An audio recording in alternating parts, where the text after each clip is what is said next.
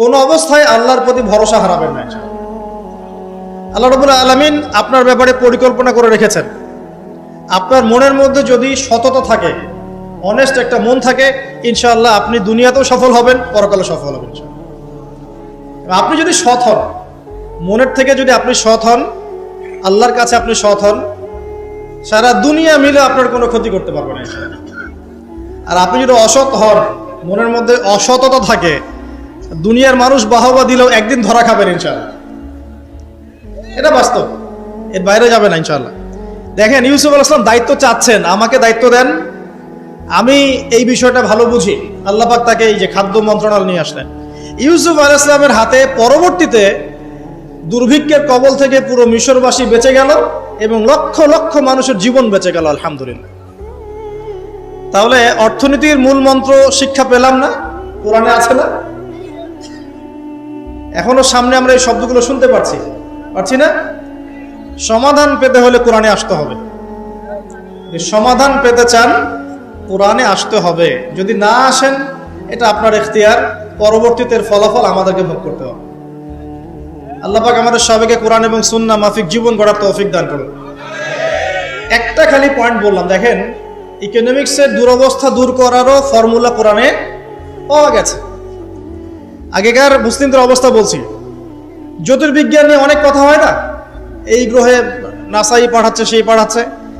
ভালো করে পড়ে দেখবেন, জ্যোতির্বিজ্ঞানের মূল নীতিগুলো, সূত্রগুলো দিয়েছে মুসলিমরা। মেডিকেল সায়েন্স নিয়ে অনেক কথা হয়, মেডিকেল সায়েন্স এগিয়ে যাচ্ছে, মেডিকেল সায়েন্সের মূল নীতিগুলো দিয়েছে মুসলিমরা। এই কেমিস্ট্রি তোমরা পড়ো, পর্যায় সারণী, মূলনীতি দিয়েছে মুসলিমরা। এই যে আমরা যে ল্যাপটপ চালাই, ইন্টারনেট চালাই, হ্যাঁ, ডিজিটাল যত কিছু চালাই, এর জন্য প্রয়োজন হচ্ছে অ্যালগোরিদম। কিসের অ্যালগোরিদম? এই অ্যালগোরিদম আবিষ্কার করেছে মুসলিমরা। এই অ্যালগোরিদম যদি আপনি ল্যাপটপ চালাতে পারতেন না, কিছুই করতে পারতেন না। এর বেস দিয়েছে কে? মুসলিমরা। এই যে ম্যাথামেটিক্স নিয়ে এত ফকর করি, ম্যাথামেটিক্স, তাই না?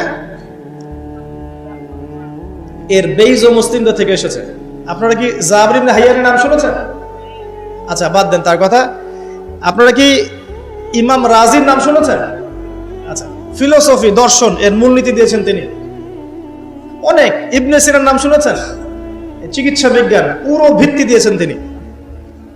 আর এই যে পলিটিক্যাল সিস্টেম, যেটা আমরা ওয়ার্ল্ড পলিটিক্স যেটা আমরা বলি, এর ভিত্তি দিয়েছেন কে জানেন?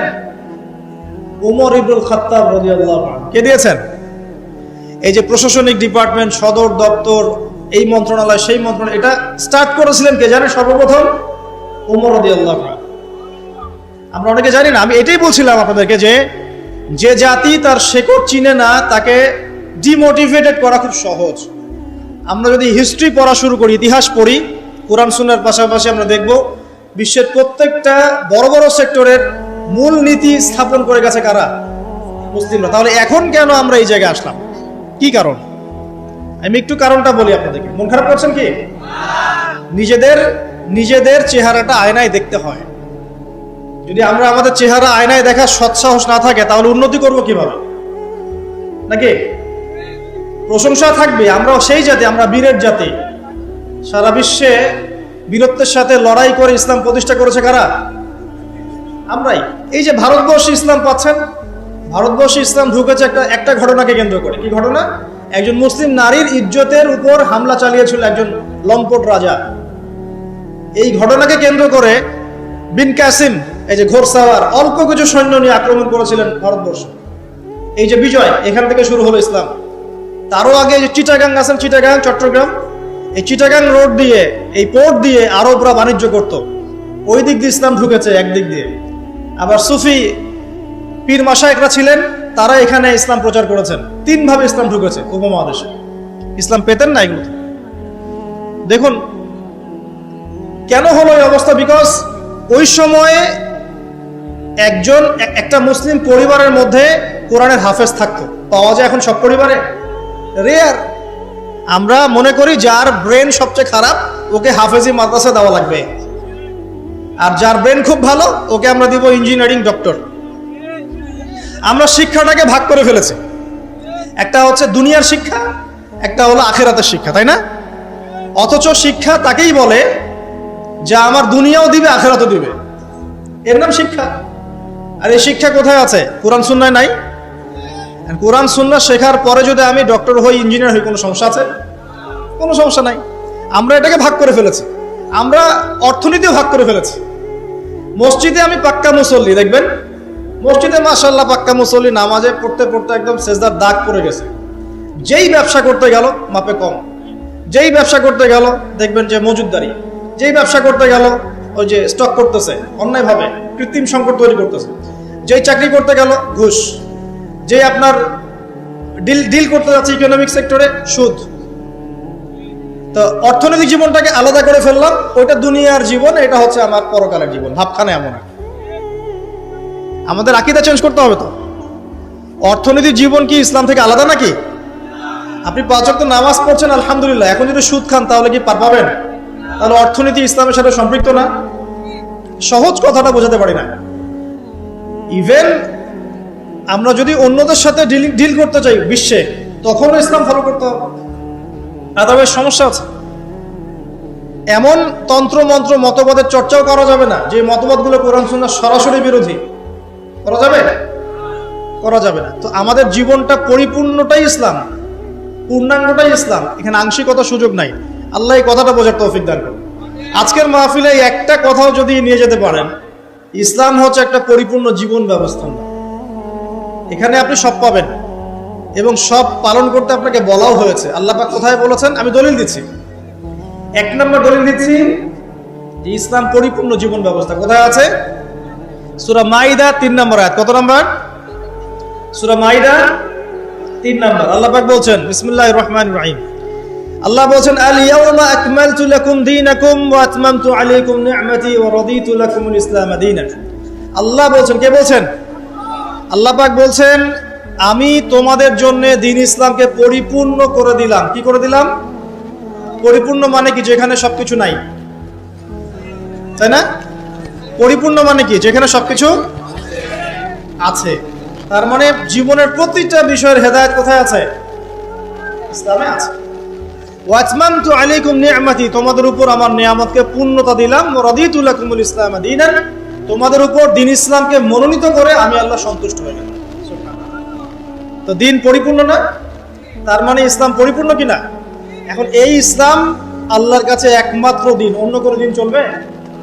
এটা যে একমাত্র দ্বীন, তার দলিল কোথায়? দলিল আছে সূরা আলে ইমরানের 19 নম্বর আয়াতে। কত নম্বর? আলে ইমরান 19 নম্বর। আল্লাহ পাক বলছেন, ইন্নাদ দীনা ইনদাল্লাহিল ইসলাম, জেনে রাখো হে মানুষ, নিশ্চয়ই আল্লাহর কাছে একমাত্র গ্রহণযোগ্য দ্বীন, তার নাম কি? ইসলাম। আল্লাহ পাক এই সূরার মধ্যে আবার বলছেন যে ইসলাম ছাড়া অন্য দ্বীন পালন করলে কবুল হবে কিনা, আল্লাহই বলছেন। সেটা কোথায়?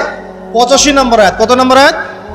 85। আল্লাহ পাক বলছেন যে ওয়া মান ইয়াবতাগি গায়রাল ইসলাম দীনান ফালা ইউকবাল মিন, যদি কেউ ইসলাম ছাড়া অন্য কোনো দ্বীন তালাশ করে, কোশ্চিন কালেও তার কাছ থেকে কবুল করা হবে না। তার 3টা দলিল পেলেন।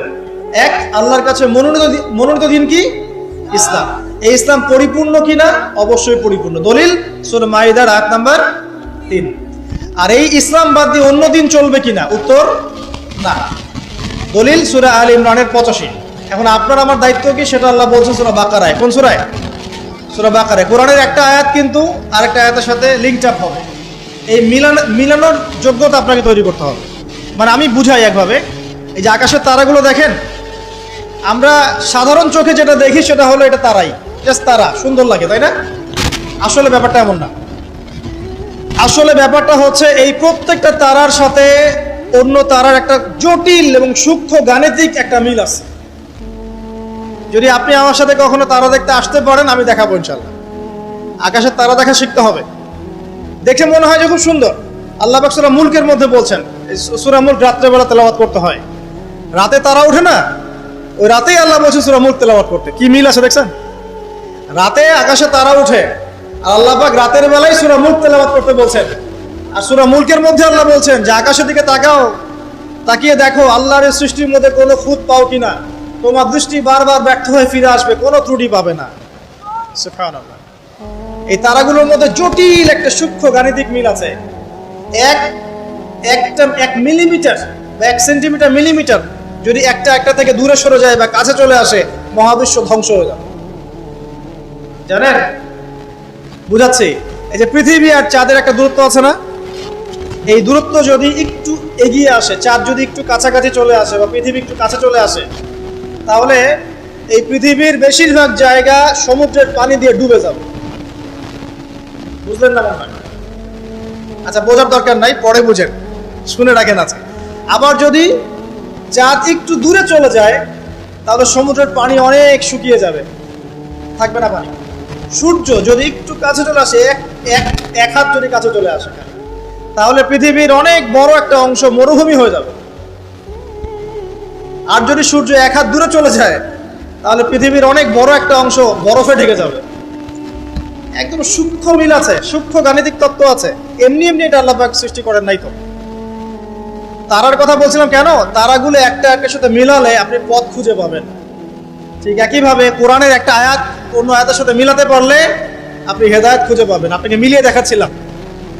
আল্লাহ বলছেন সূরা আলে ইমরান 19 নম্বর আয়াত, দিন ইসলাম আল্লাহর কাছে একমাত্র দিন। এই ইসলাম পরিপূর্ণ কিনা আল্লাহ সূরা মাইদা 3-এ বলছেন হ্যাঁ পরিপূর্ণ। এই ইসলাম ছাড়া অন্য দিন চলবে কিনা আবার আলে ইমরানের 85-তে গিয়ে বলছেন চলবে না। হ্যাঁ, এই ইসলামকে নিয়ে আমাদের কি করতে হবে আল্লাহ এটা বলছেন সূরা বাকারায় গিয়ে। কি বলছেন? উদখুলু ফিস সিলমি কাফা, তোমরা পরিপূর্ণরূপে ইসলামে প্রবেশ করো। বুঝতে পারলেন? ইসলাম কেন্দ্রিক আমাদের দায়িত্ব কি?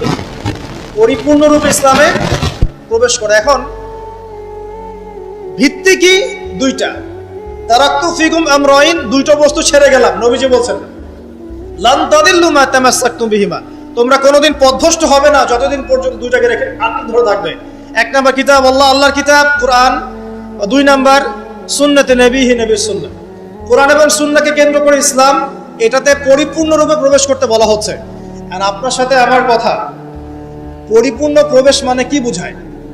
আমি ইবাদত বন্দেগীর জীবনে পাক্কা মুসল্লি হব, অর্থনৈতিক জীবনে গিয়ে সুদ খাবো, আমি কি পরিপূর্ণ মুসলিম কিনা? সহজ কথা বলেন, পরিপূর্ণ মুসলিম কি? এদিকে আপনি তাহাজ্জুদ পড়ছেন, মাশাআল্লাহ, 5 ওয়াক্ত নামাজ পড়ছেন, নফল নামাজ পড়ছেন, রোজা রাখছেন, দান সদকা করছেন, খুবই সুন্দর, মাশাআল্লাহ। কিন্তু আপনি অন্যের সম্পদ অন্যায়ভাবে হরণ করছেন, মুসলিম হবে পরিপূর্ণ? একটা পরিবারের কর্তা, মাশাআল্লাহ, দিনদার, চিল্লা দিয়ে লাগাচ্ছেন, মাশাআল্লাহ, দিনের দায়ী, সবকিছু ঠিক আছে।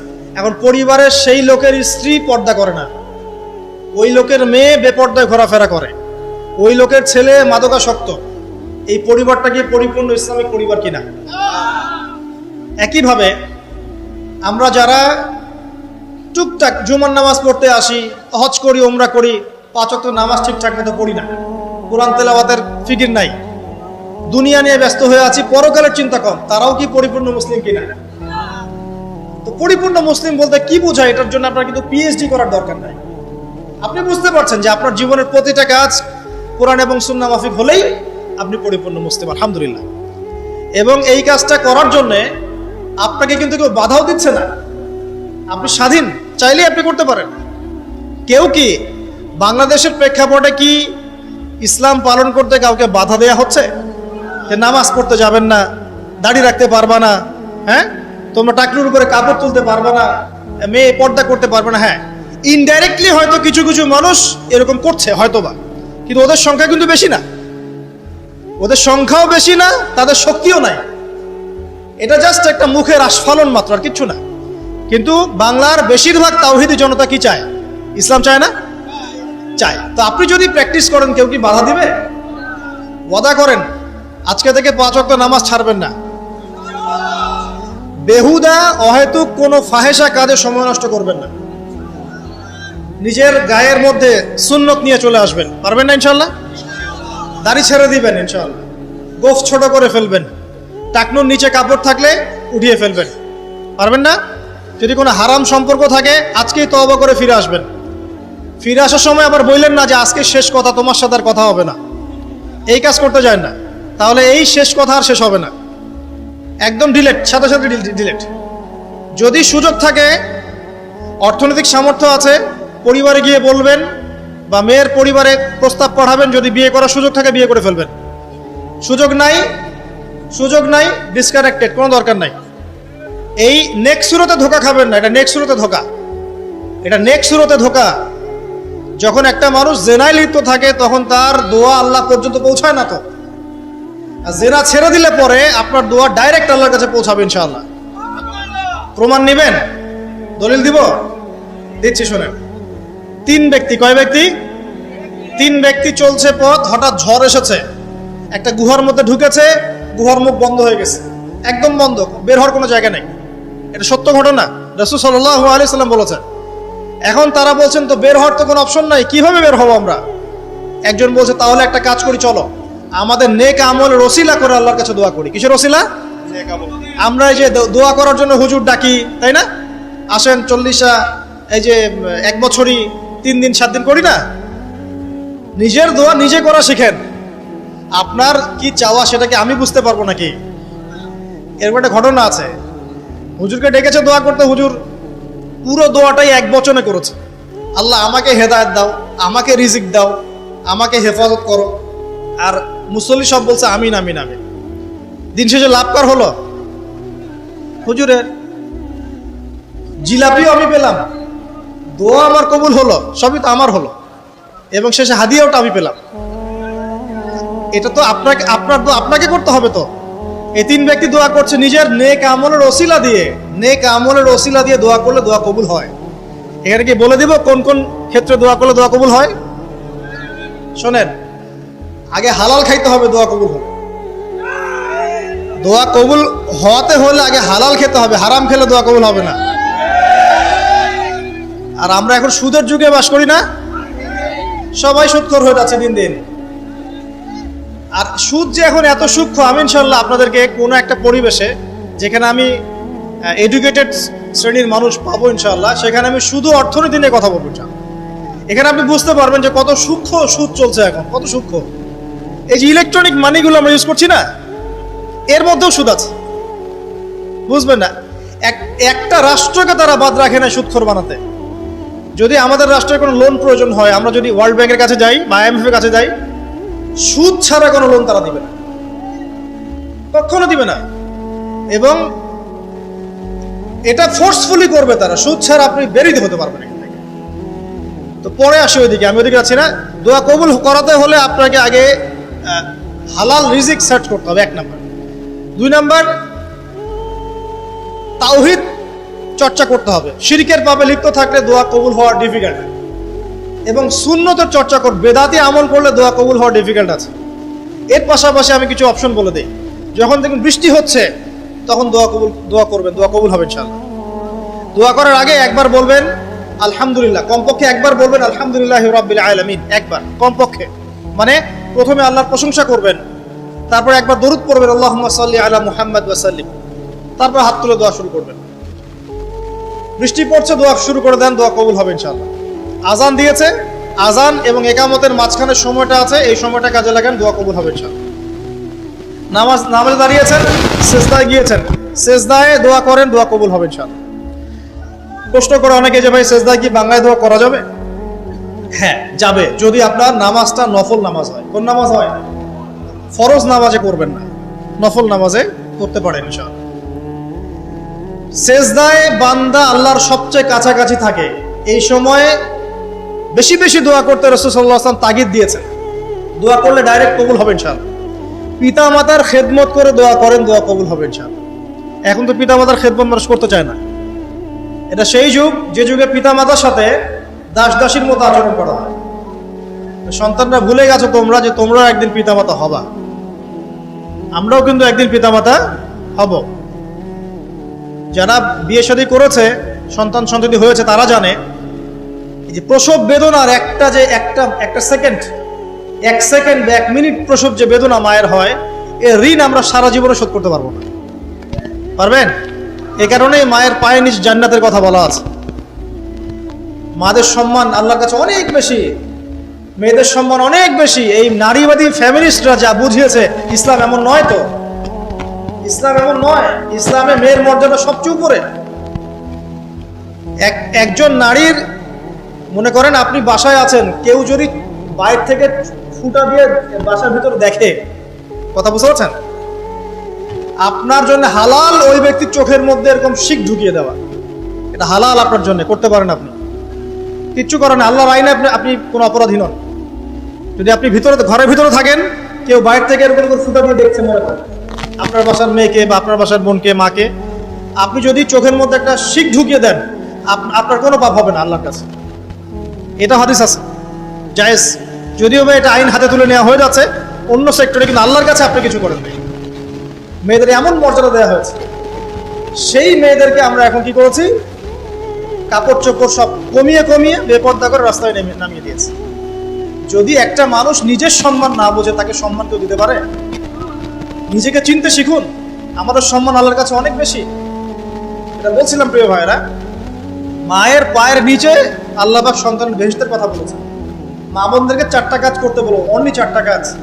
5 ওয়াক্ত নামাজ যদি ঠিক মতো পড়তে পারে, 1 নাম্বার। 2, রমজান মাসে রোজা রাখে।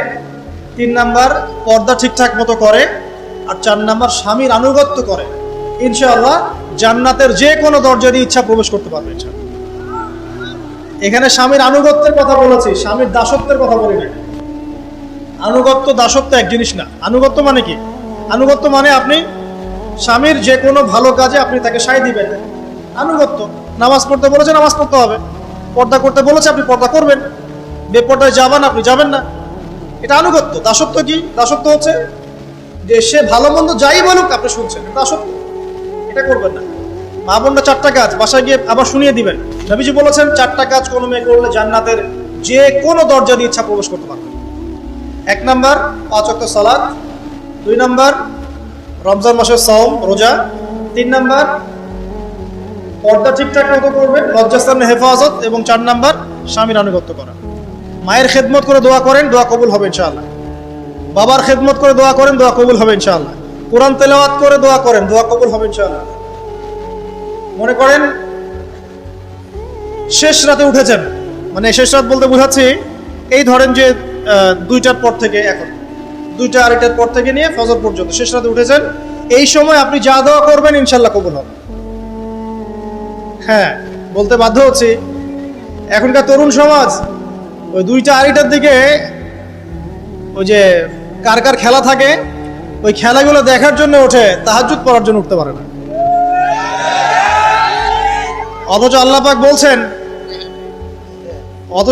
বলছেন কি, যে শেষ রাতে আল্লাহ পাক প্রথম আসমানে নেমে আসেন এবং আহ্বান করেন, কে আছো আমার কাছে কিছু চাইবে আমি দিব, কে আছো আমার কাছে রিজিক চাইবে দিব, কে আছো আমাকে ডাকবে আমি তোমার ডাকে সাড়া দিব, কে আছো আমার কাছে ক্ষমা চাইবে আমি তোকে ক্ষমা করে দিব। প্রিয় যুবক ভাইরা, আল্লাহকে মূল্যায়ন করতে শিখুন। এই সময়গুলোতে দোয়া করলে ইনশাআল্লাহ তাআলা আপনার দোয়া কবুল হবে ইনশাআল্লাহ।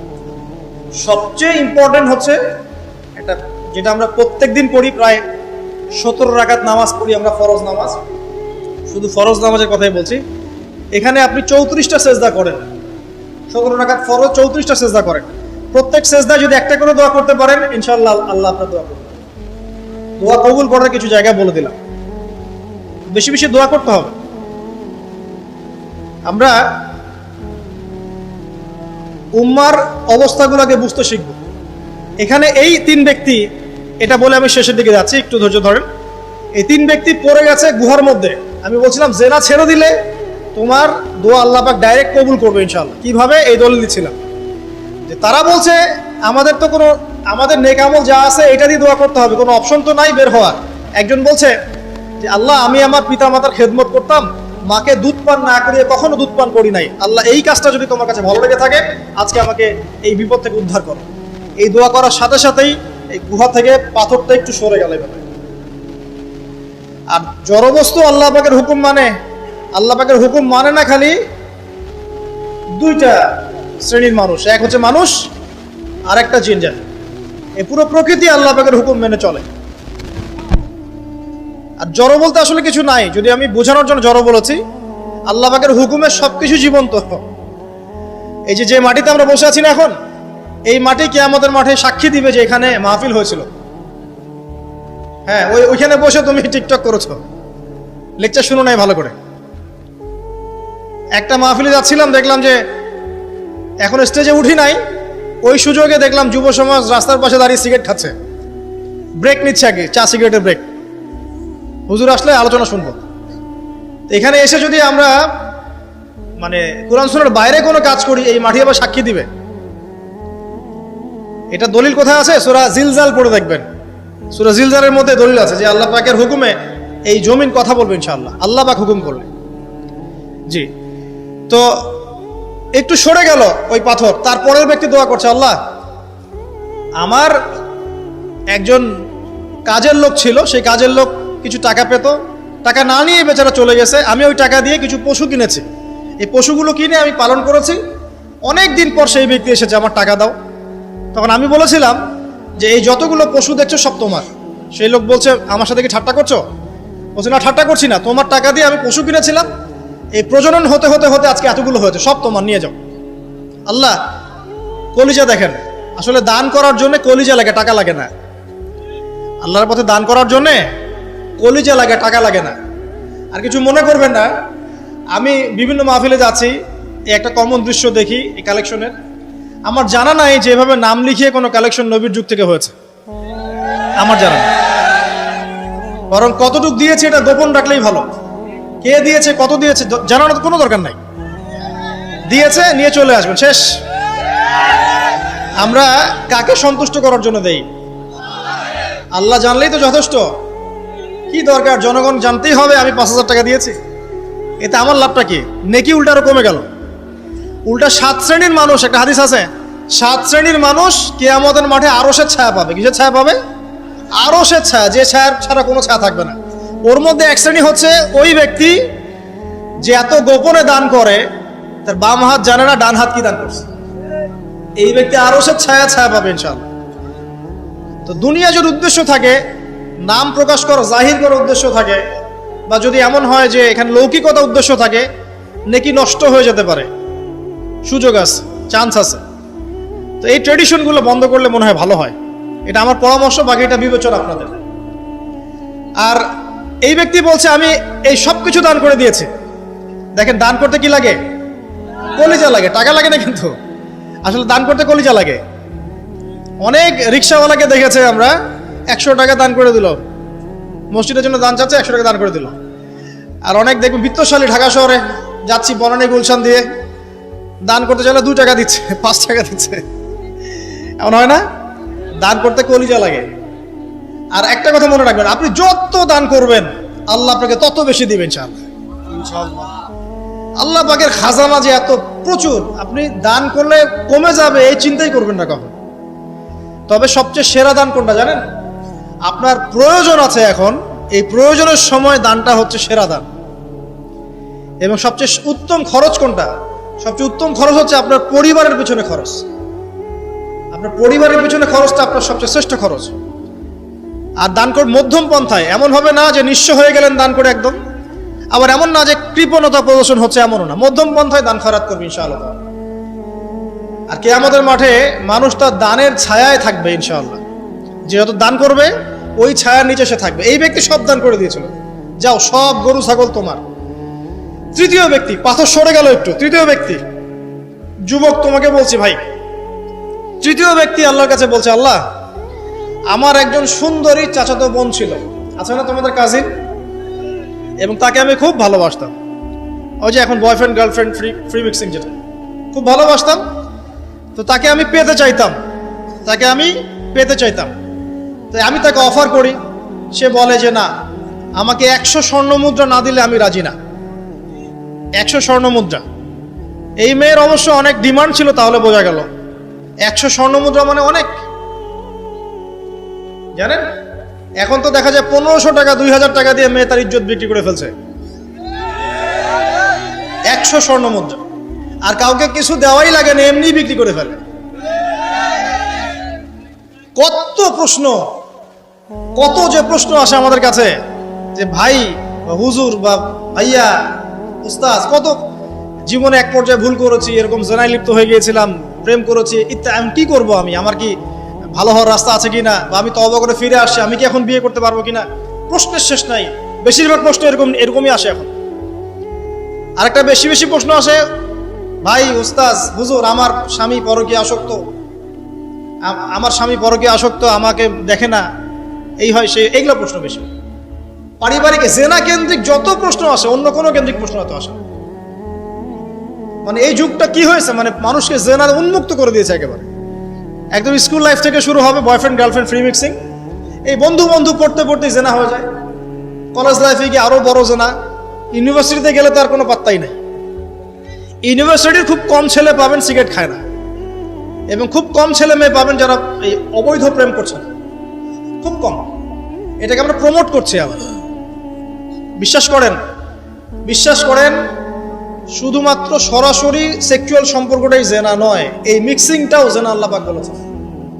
এবং এতে করে আমাদের যুব সমাজে অধঃপতনটা হয়েছে, এটা অন্য কোনো ভাবে হয় নাই। কারণ সূরা আল ইমরান পড়ে দেখবেন আল্লাহ পাক বলছেন যুয়িনা লিন-নাস হুব্বুশ শাহওয়াতি মিনান নিসা, মেয়েদের মধ্যে ছেলেদের জন্য সবচেয়ে বেশি শাহওয়াত আছে, শাহওয়াত খাহেশাত, এটা সবচেয়ে বেশি মেয়ে আকর্ষণ করে ছেলেদেরকে। সমাজের কাঠামো ভেঙে যাচ্ছে তো, সমাজের কাঠামো ভেঙে। আমরা তো বাইরে ভালো মানুষের লেবাস পরে আছি, দেখবেন বহু পরিবারে পরকীয়া চলছে, আপনি জানেন না, ভিতরে ভিতরে ভিতরে ভিতরে। আমরা তো লজ্জা এগুলো বলি না, চোখ লজ্জায় বলি না, চলছে এগুলো এখন কমন হয়ে গেছে।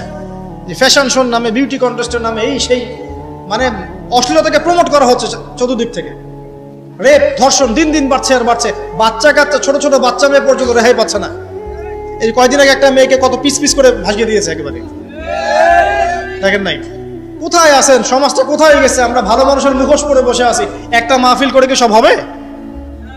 কনস্ট্রাকটিভ কাজ করতে হবে। তারুণ্যের এই শক্তিটাকে আল্লাহর জমিনে দিনের প্রচার প্রসার প্রতিষ্ঠার কাজে ব্যয় করতে হবে।